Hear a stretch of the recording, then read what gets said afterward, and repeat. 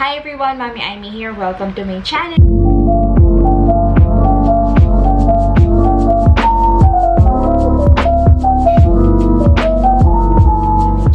And for today's video, we're going to do this fake nails by Cali Beauty. Ito, ayan. So, if napanood mo na yung video ko, Watson's Haul video, isa sa to sa mga nabili ko for 219 pesos.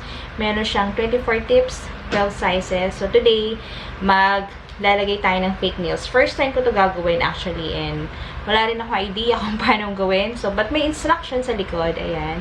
May picture, paano yung paggawa o paglagay ng fake nails. So, ayan, wala akong nails.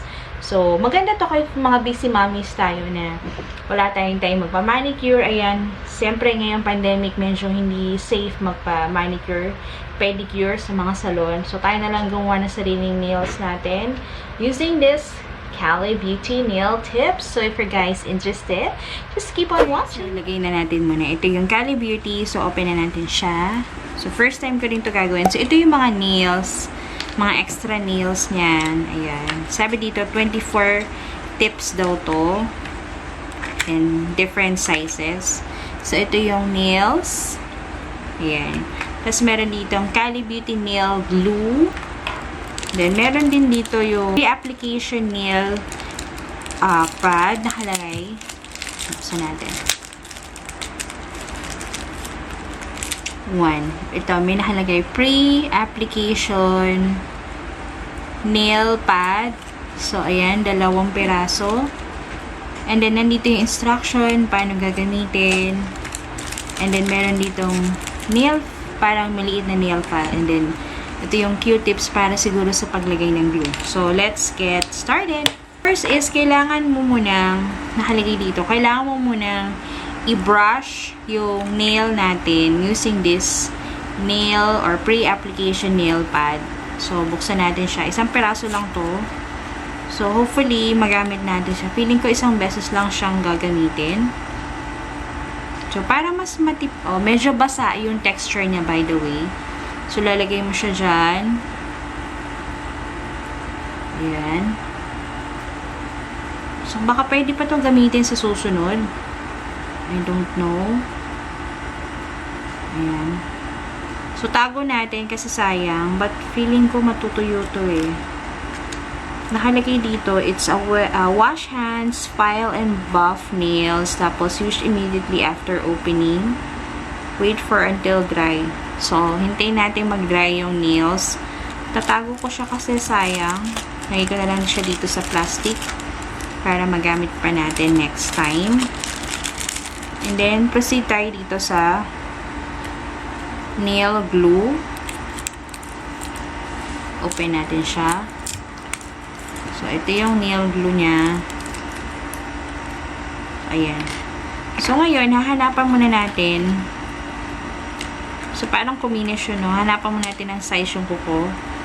So, ayan. Ayan. So, ito yung sa hinlalaki. Tatanggalin natin yung sticker. Ito, meron siyang parang sticker na maliit. Tapos, tanggalin natin. And then, lalagyan natin ng glue. Lagay muna natin ng glue dito. Ayan, konti. Siya ng glue. Tapos, lagay natin yung kuko. So, dapat naka-downwards. Kung ano yung may sticker, sa yun yung nasa baba. So, pipeel off mo to. Ayan. And then, yun yung ilalagay mo dito.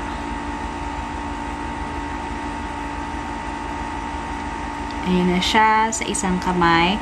So, ang ganda ng color nito, ash. Ayan. And then, press mo talaga siya ng matagal para siguradong kumapit yung kuko mo. Ayan. So, first time kong gumamit ang gatong medyo mahaba sa kuko. So, ayan. Next is, hanap tayo ng size niya dito. Ito, next is itong kukong to. So, ganun ulit. Talagyan mo siya ng konting glue. Yung glue niya, parang amoy, alam mo yung mighty bun. Parang ganun yung amoy niya. Ayan. Fill in mo lang yung size ng, feeling mo yung size ng kuko mo. Ayan. So, peel off mo. Tanggal ulit yung sticker. Then, lagay mo tong second na kuko and then press lang. Ayan. Nakakatuwa nga ba nung ako first time kong ganito. Parang ang laki niya. Parang ang laki niya dito. Parang nagkamali ako. Lang yung process sa lahat ng nails. Lagay mo lang siya, ganyan, ayan. Ito, medyo kasukat ko to. Medyo mas maliit siya kasi malapad yung isa kanina. Sayang, huwag natin tapon.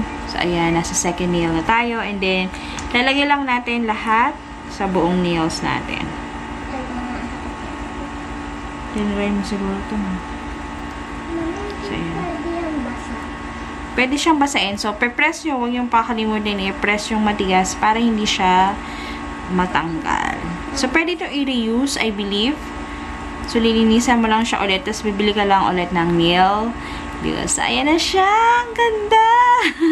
Parang madam na madam yung kuko mo, no? So, ngayon, first time ko lang talaga magkato ng kahabang kuko. So, lalagay ko sa kabilang kamay ko. So, babalik ako mamaya. So, we're back. Ayan, tapos na tayong magkuko. Ayan na siya on my nails. So, super ganda ng color na ash. Ito, may mga nails na parang feeling ko malaki sa akin o hindi lang ako sanay kasi sa mahabang nails. But, ayan siya. Super ganda and super nice. And, napakadali niyang gamitin. So, ayan. Sana matuwa kayo. Ayan, try niyo kapag may mga special events o mga pictorial kayo na gagamitan ng kuko. Ayan, I recommended this Cali Beauty. Sobrang haba niya. So, feeling ko siguro pwede itong gupitan. And then, medyo i-nail file mo. Kasi may kasama siyang nail file eh. So, feeling ko pwede pa siyang gupitan. And then, i-adjust mo sa according sa haba na gusto mo. And feeling ko pwede rin siya i-reuse if hindi naman siya nasira. Ayan. So, tetest natin to for ilang araw. And babalitaan ko kayo sa Instagram ko. Ayan ang aking kamay. Sobrang ganda ng ash na color. Ayan, highly recommend this one. So, ayan lang naman video natin today. Sobrang tuwa ko. Parang nakakatuwa. Niilang ako kasi mahaba yung kuko ko. But, ayan. Ayan. So, ayan lang naman video natin today. So, if you want to try Cali Beauty, available siya sa Shopee. Nilalagay ko yung link sa description box. And available din siya sa Watson. And this is only for 219 pesos.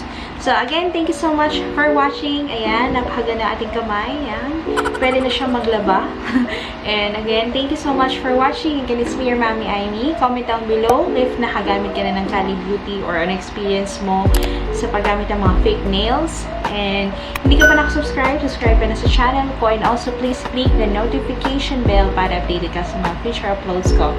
Thank you so much for watching. See you on my next vlog. Bye!